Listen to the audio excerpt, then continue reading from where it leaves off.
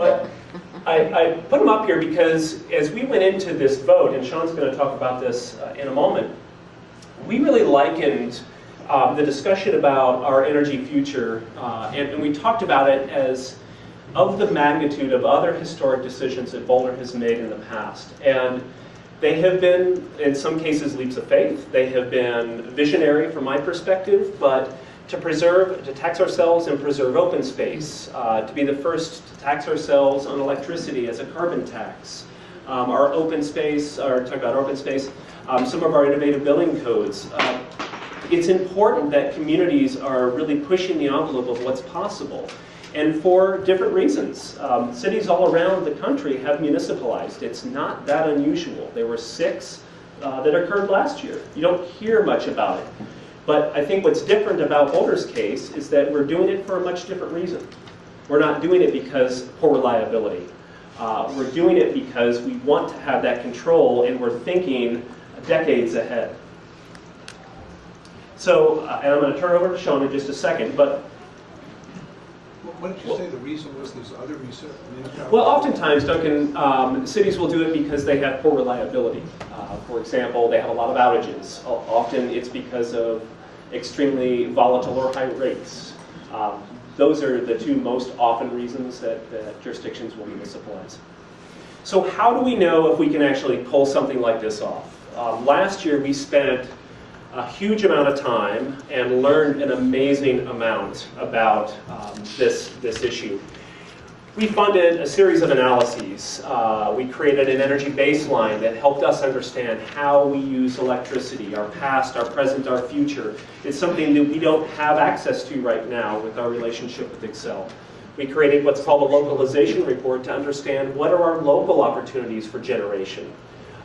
We evaluated our smart grid, did a feasibility analysis on the municipalization, and then the big one was a cost model, to run a cost model on how do we recognize the various costs, how do we plug those in, and at the end of the day, what does that do to customers' rates? Because ultimately that's the more important thing, is rates and how that translates into bills.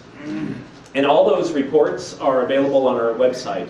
I would encourage you, if you're interested in this topic, there's a lot of great information in those reports that talk about how this moves forward. Okay, so I'm going to tee this up for Shaun. All of that analysis was really done to inform our City Council's decision to put it before voters last November. Now, I want to be really clear about something. There were 2 issues. Lynn mentioned 2B and 2C, and I'm going to talk specifically about the ballot language. What these ballot issues did is essentially give the city the ability to continue our analysis on municipalization. It did not pull the trigger on municipalizing. Why? Because we still have got to understand some of the key costs that go into acquiring the distribution system and actually setting up the utility. So what the ballot measure did is provides us the ability to move forward. Now, I'm going to talk in just a moment about what do we do now, but some key points in the ballot language. The first was to increase our utility occupation tax to pay for the analysis. Steve talked about the lawyers, and yeah, I'm getting a glimpse into the legal world of the energy and electric utilities. But it really is fascinating to see where this process is going to take us with regard to the legal aspects. So we essentially needed the dollars to fund our additional analyses that need to be done. It's important to note that it expires in 2017, or when the city chooses to create the utility, or when the utility actually starts. The bigger one, of course, was 2C. This allows the city to move forward with the creation of the utility, but only if there are a few things that happen. On the day that the utility is created, we have to show that we can meet or beat the rates offered by Xcel Energy. We also have what's called a debt service ratio to make sure that there is enough revenue generated within the utility to pay back the debt of acquiring the system, plus 25%. And third, we have to show that we can develop a very strong sustainability aspect, showing that we can dramatically reduce greenhouse gas emissions and increase renewables at the same time as compared to what Xcel will be providing under the state RPS. So those are 3 conditions that have to be met before we could actually create the utility. With that, I'm going to turn it over to Shaun. And then you're not done with me. I'm going to come back. Thanks, Jonathan. So the way, my name is Shaun McGrath, and the way Jonathan and I are dividing up our time, we thought it'd be useful for Jonathan, who's really been the key staffer for the city that's done all the legwork putting this together, to start out by giving you the context. Can you hear me on this mic? Okay. So you now have the context, what this was about, why the city council, why the city chose to pursue this path. What I want to walk you through is what happened last fall with the votes on 2B and 2C that Jonathan just explained. And then we're going to go back to Jonathan to talk about what are the next steps, what happens now, and then I'm going to close with some concluding thoughts why I think this is significant and some of the lessons learned out of our process so far. But I want to start off by echoing something that Jonathan said, and that is that with the vote on November 1st on 2B and 2C, the city of Boulder really did something very significant. And what we did was we became the first city in the country to vote to authorize the pursuit of building a municipal utility for reasons of carbon emission reduction and clean energy. And that latter piece is what's significant about it. As Jonathan said, others have municipalized. We're the first to do it because we wanted to achieve these clean energy goals. So why is that significant? Well, first, the vote represented a rejection of a long-term commitment to coal, which was essentially what the alternative would be under a renewed franchise with Xcel. Secondly, the supporters of 2B and 2C overcame very strong and well-funded opposition from Xcel and the opponents. So that was a pretty significant aspect of the vote. Thirdly, the vote was counter to what was going on nationally and the trends for climate change. Climate change was very much a part of the discussion when we took the vote last fall. And then finally, Boulder is now positioned, as a result of this vote, with the legal authority, as Jonathan said, and the funding authority to map out and pursue a localized, decarbonized, clean energy strategy.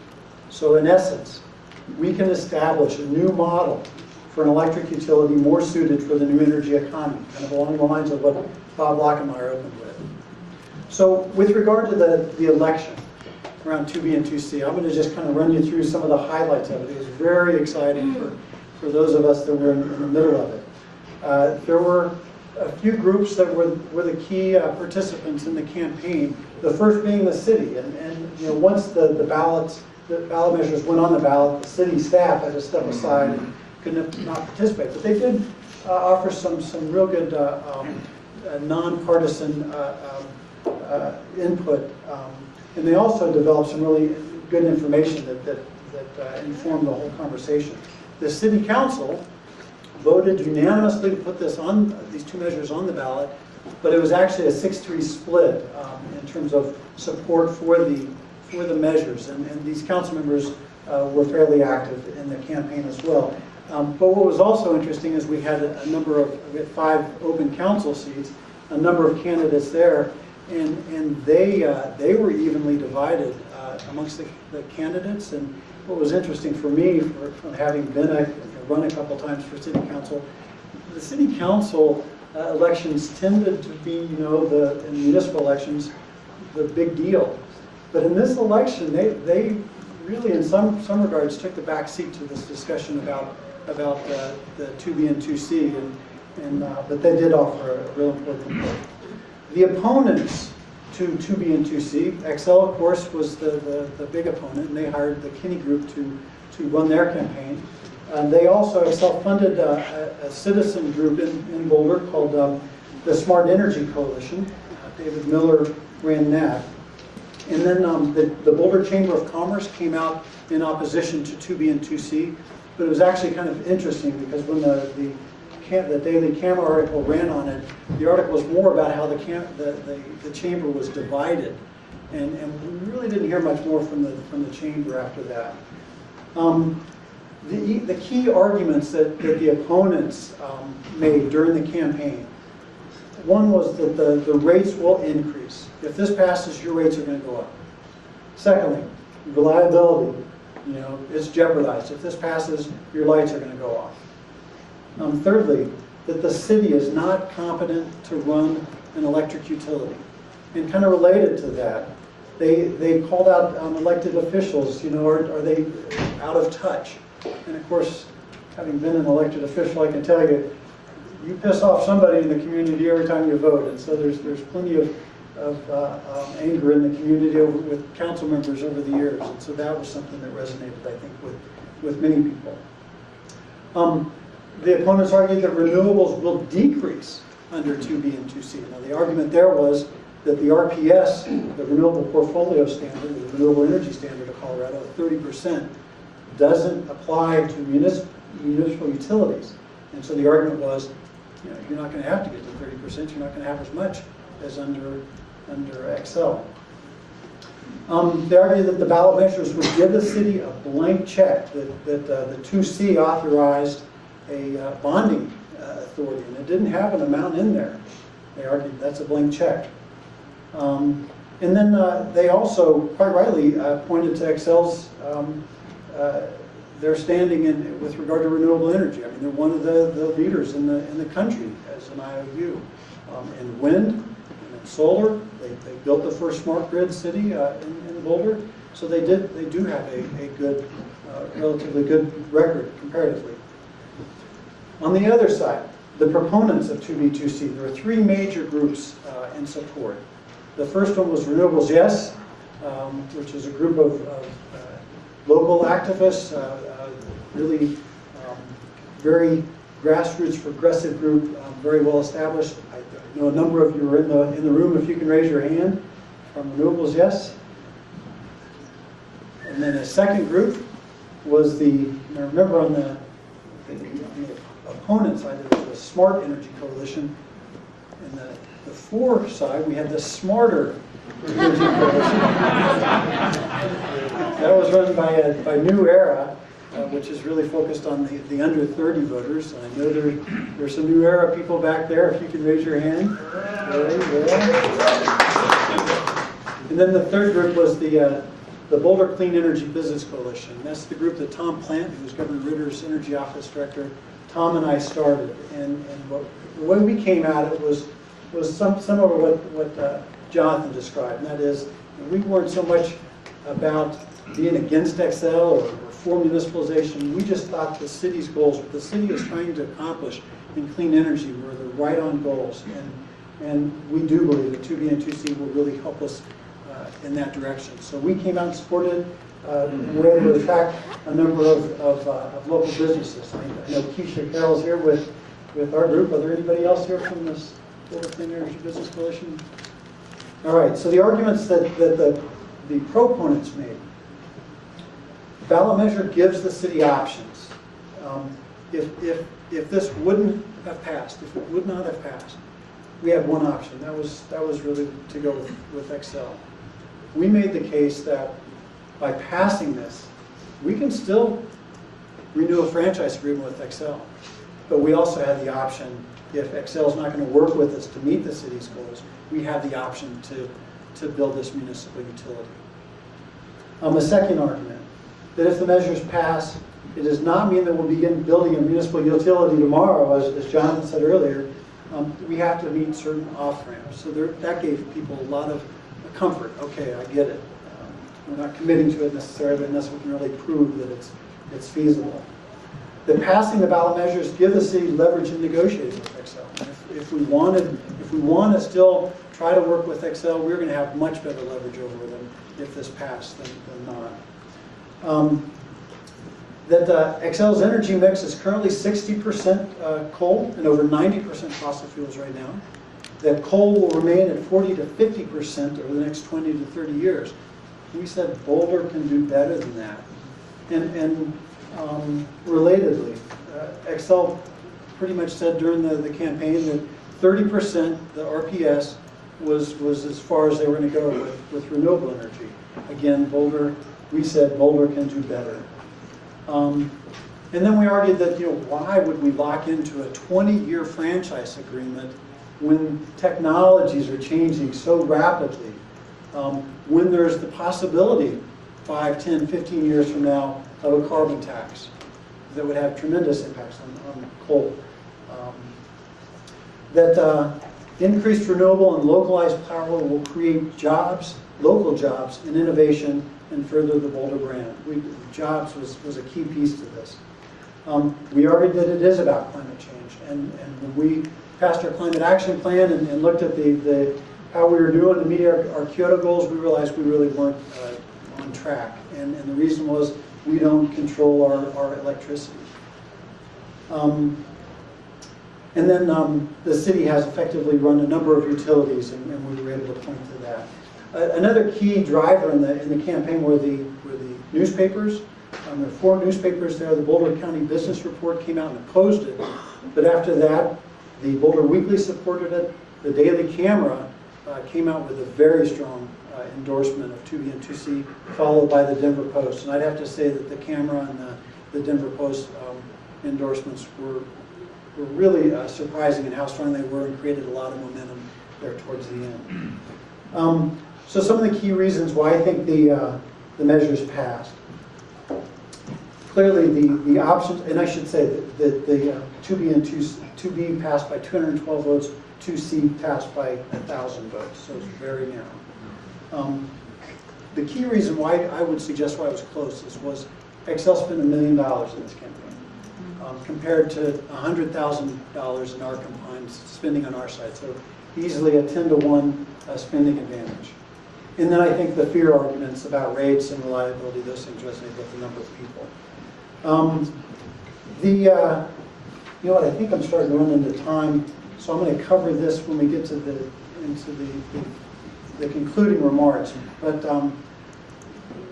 the key reasons why I think it did pass was some of the great work from New Era and the Ground campaign in New Era with regard to the registering new voters. They registered over 5,000 new voters statewide during this time frame. It brought a doubling in the number of under 30 voters. So a number of things like that happened in our favor. The off-ramps was a key piece of the ballot measures. But I'm going to come back and close with some of these comments. I'll turn it over to Jonathan right now to speak more about what's next. And I'll be brief, I promise. Okay. Can you move the podium back? I want to amplify one point that Shaun made about our ability to meet our emission reduction targets. And I think it's a really critical one that everyone should pay attention to. This issue of demand side and the supply side, and something called carbon intensity. And this is just a little sidestep. As we started to look at our emissions and looking at our ability and our trajectory to meet our emission reduction targets, the community is doing an extraordinary job on the demand side. So reducing our consumption through efficiency and conservation, that's great, doing great things. As we started to rerun our numbers, we started to see, yes, even though our usage is going down, the carbon intensity of the power that is on the grid is going up. So essentially, it was just a wash. And we were starting to project that out and starting to see, well, we're going to get to a point that it's really going to change the quality of life. And it was this aha moment that was, if you really want to make meaningful change and have true impact on your emissions, you have got to address both the supply and the demand. They have to go together. So that is really one of the reasons why we started this issue around, well, we have got to start tinkering and thinking about how we can clean up the generation side. So Shaun did a great job of talking about how we got to where we are. So November 2nd, besides all going in completely terrified about what's in front of us, the fact is we know we're ready to move forward. We know that local utility is technically, legally, and financially feasible. Why do we know that? Because of the analyses that we ran last summer. It was our job to prepare our elected officials to be able to feel confident putting it before voters. Now, Shaun did a great job of describing why it was such a close race. And it was. And it was a very emotional debate as well. So here's, it says will allow, sorry, I thought I'd change that. So the interesting thing that I mentioned earlier, and I'm going to come back to, is the vote allows us to pursue filling out and plugging in those numbers that I mentioned. What I describe as the 4 big variables. First is how much is the thing going to cost? To buy the distribution system, there is a cost. I won't get into the details about how you determine that cost, but we came up with a number, Excel came up with a number. And you might imagine they weren't the same. So we need to figure out what that cost is and plug that into our cost model. Second, there's something called stranded costs. You've probably all heard about the dreaded stranded cost issue. We have reason to believe that stranded costs could be near or at 0. And I won't talk about why that is, but you can imagine on that one, Excel's number was much, much greater than that. But by having the authorizing vote, we can move forward with an acquisition/condemnation process and starting the process at the Federal Energy Regulatory Commission to figure out if stranded costs apply, and if they do, how much will they be. Third variable is our bond rating, and fourth is our interest rate. These are things that we will never know unless we had this authorizing vote in November. Now, I'm going to talk just briefly about the off-ramps right now. So we say, what is an off-ramp? What we did is essentially built into the process opportunities to pull the ejector seat. At any time, we could say it's no longer technically, legally, or financially feasible. Most likely, it would be on the financial side. So, as we start to plug in the acquisition cost, the stranded cost, the bond rating, and the interest rate into the cost model, we will rerun them. We will run that model as we go. We're also going to be doing some modeling around our portfolio. What could that portfolio look like? Well, as I mentioned earlier, there are independent power providers, there are wholesale marketers of power out there. So as we start to get real bids on that power, we can start to build our resource mix. And we can say, here's what it might look like. Yeah? What are stranded costs? I don't know that. Sure, sorry. Good question. I just kind of breezed right by that, didn't I? So stranded costs is something that is very arcane, and it is essentially a claim by the incumbent utility that because we would leave the system, they could say, well, they built generation. So they built power plants to serve our load. And they built it with the assumption that they would continue to serve customers in Boulder indefinitely. And because we are walking away and they still owe on the amortized cost of building that facility, somebody else is going to have to bear that cost. So could they put that to other ratepayers?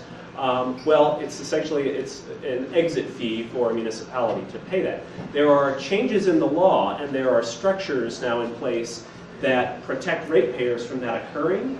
And in fact, as we start to look at Excel's resource mix, and are they heavy, are they light, would we actually be stranding any generation? Very interestingly, in Excel's resource plan that they just filed with the Public Utilities Commission, it essentially says that if we leave the system, Boulder customers leave the system, it will benefit the company. It will benefit Excel.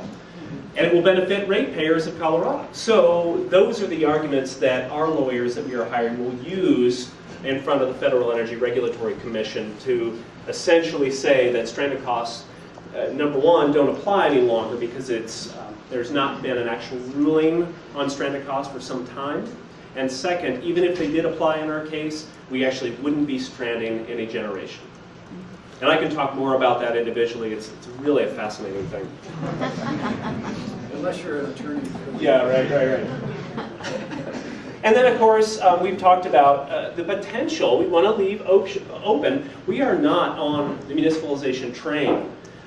We have a path to understand if it continues to be feasible, and if so, we're headed there.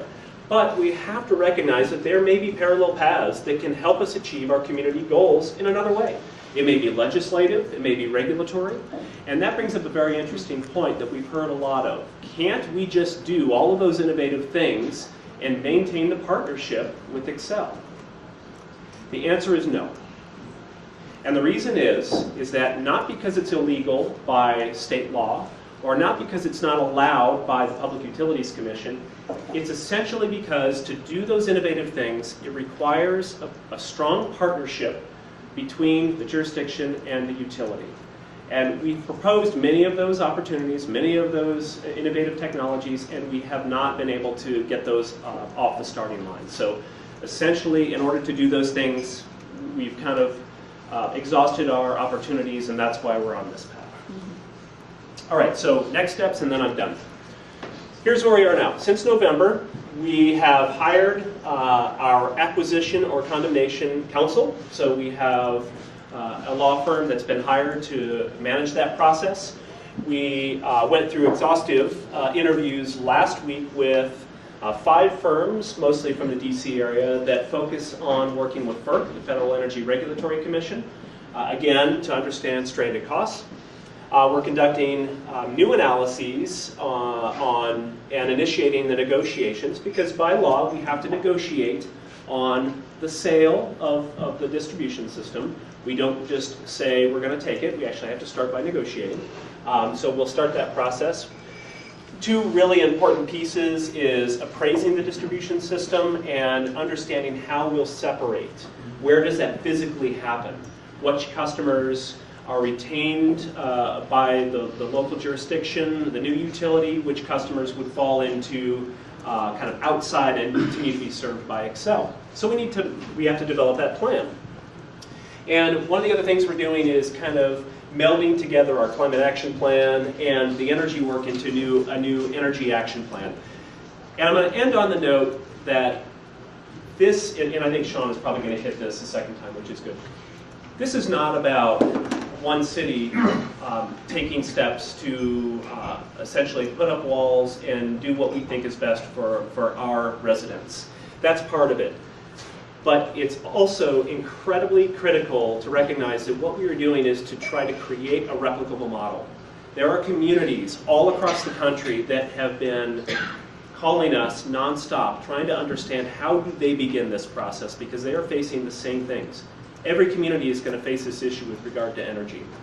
And it's the communities that are starting now and thinking for the long term that are going to be set up in position for success. So, and I think that's going to be a perfect issue for you to know we're hit. running.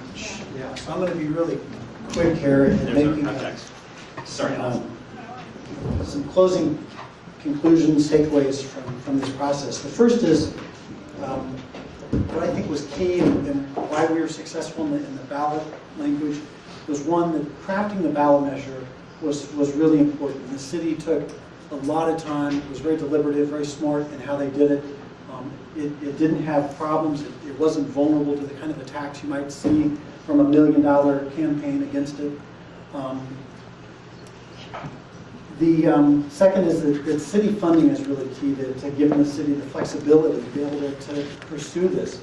You know, we talked very briefly about the 2010 ballot measure that allowed the city to let the franchise expire and the franchise fee.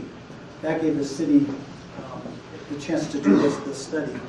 Passing 2B this time around gave us the $1.9 million a year to do the litigation, to do the research, to really do this appropriately.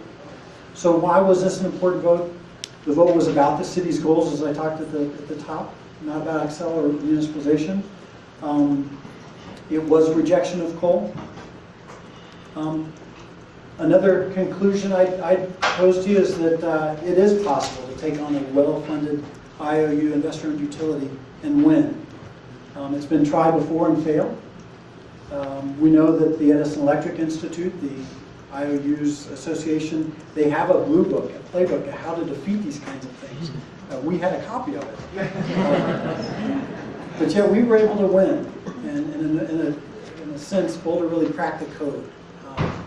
And that's something that we're only happy to share with others that are wanting to pursue these clean energy goals. The Boulder vote did create a precedent. And there's no doubt that Excel did not want to lose, or does not want to lose Boulder as customers, ratepayers. But it's also true that they're very worried about the cascading effect that others might lead. And I got to tell you, the rest of the country was watching this. The New York Times did a story. The Wall Street Journal did a story. National press magazines or newsletters did stories on this. Utilities around the country now have got to be looking, when they're thinking about making an investment in a new coal utility or maybe nuclear or others, are they going to be able to maintain it? Is there going to be a rejection from ratepayers like what happened in Boulder? They need to be thinking about that. This was about climate change. You know, the rest of the country back in D.C. that I just came back from, you know, you can't even say the word climate back there, as Alice knows.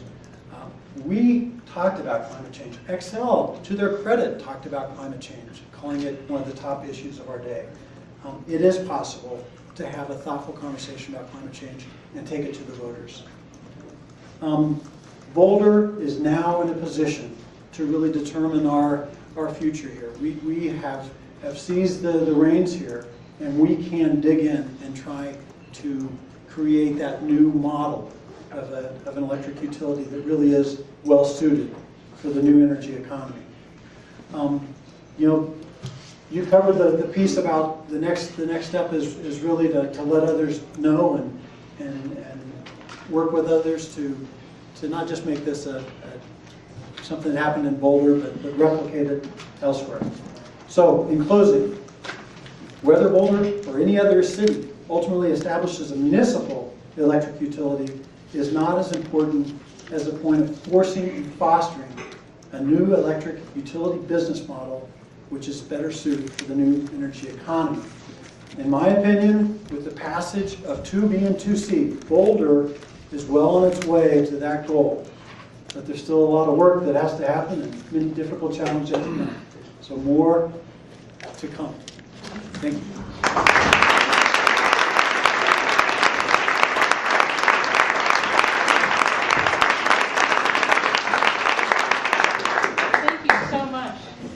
And thanks to all four of you. It was really, really interesting. We're going to have about 10 minutes of questioning. I just want you to remember the date, March 6th, to come back and hear Al Bartlett. And I actually forgot to mention something pretty exciting. The Wirth Chair has an annual award, a Sustainability Awards Luncheon. It's April 25th, and I can only announce one award recipient so far. There's an education theme, and with just a little bit of a teaser, but I'm really excited about.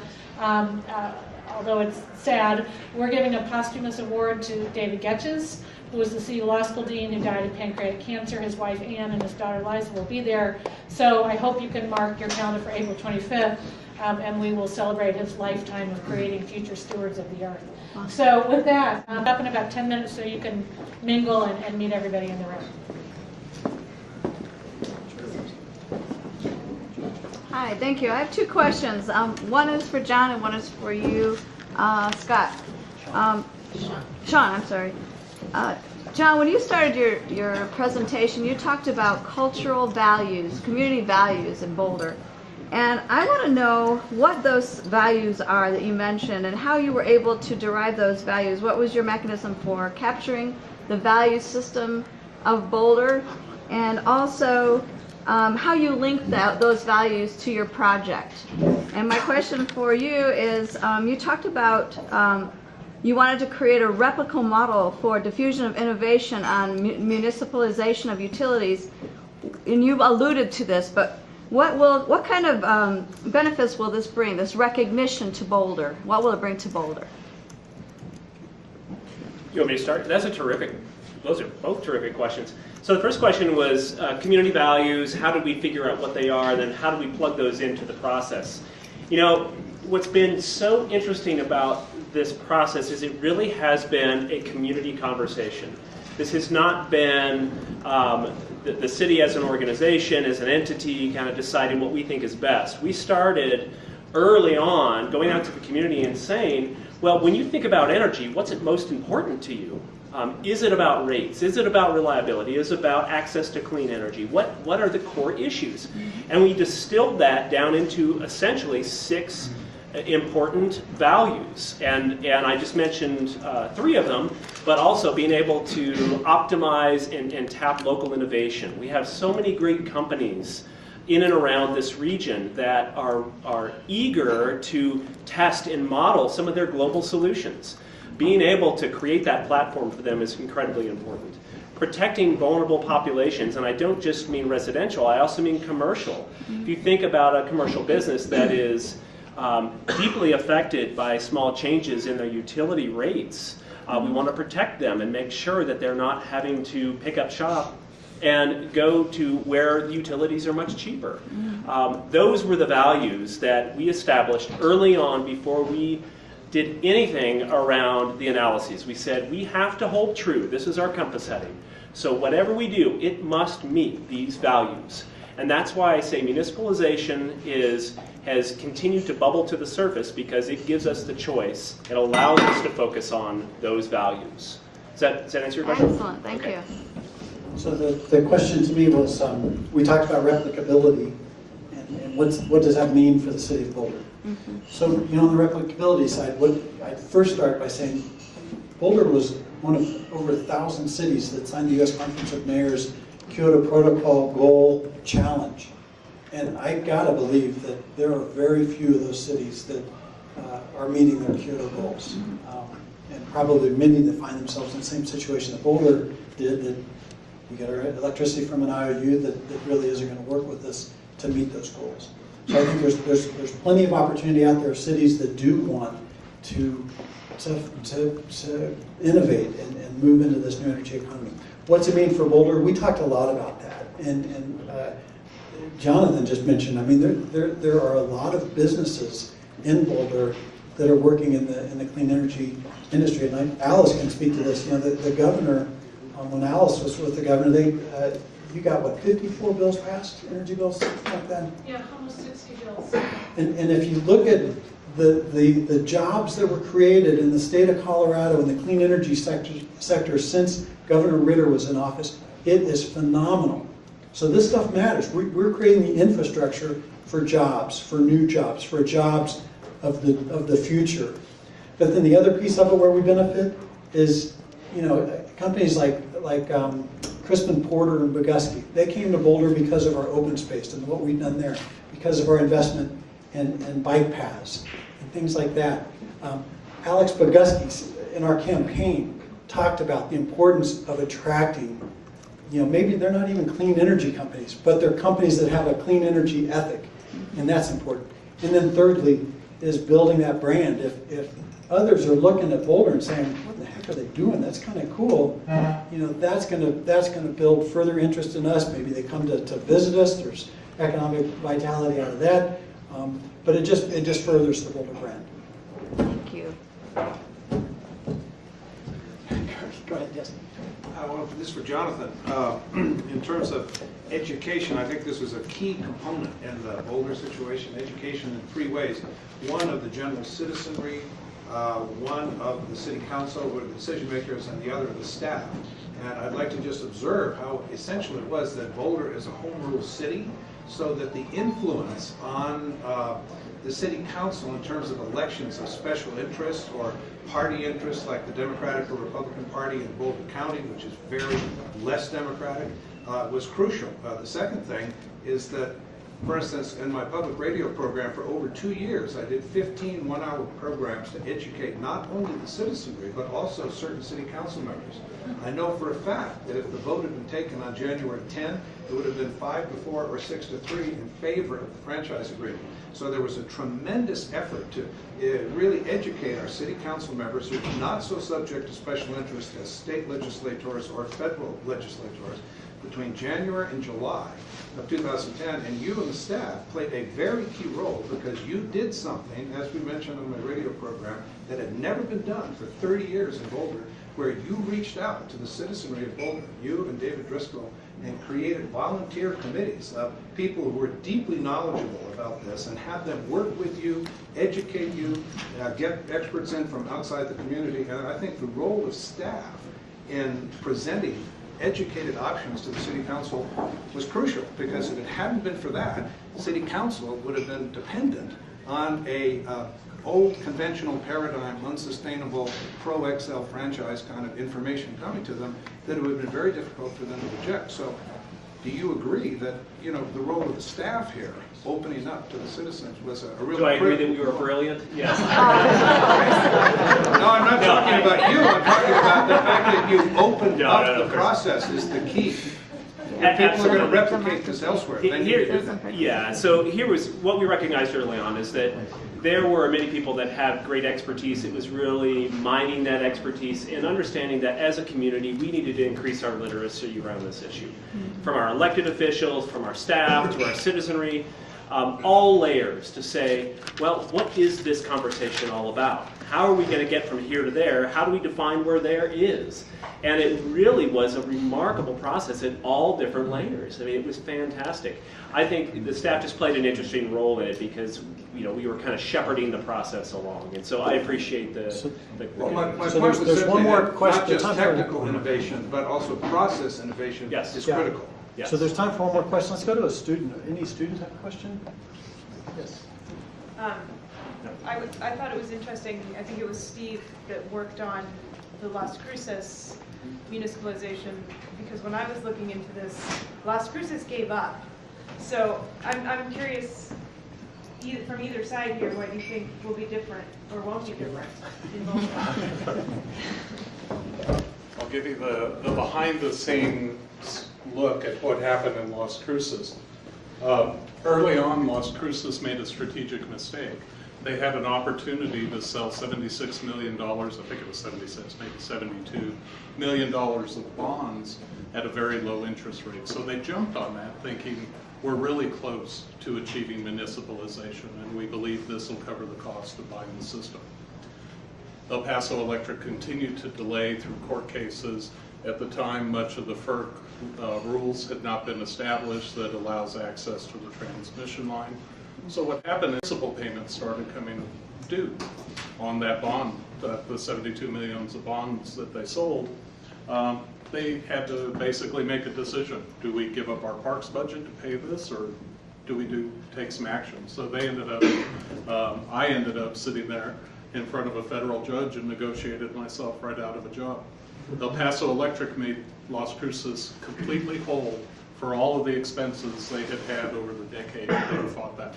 So they paid them $24 million with the promise from Las Cruces they wouldn't try it again for a decade, which was last year, and they're not trying it again. But, yeah. There's one fundamental thing.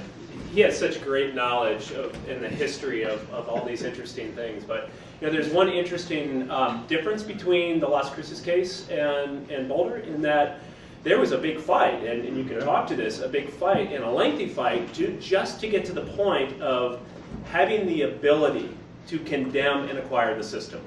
In Colorado, we have that ability already.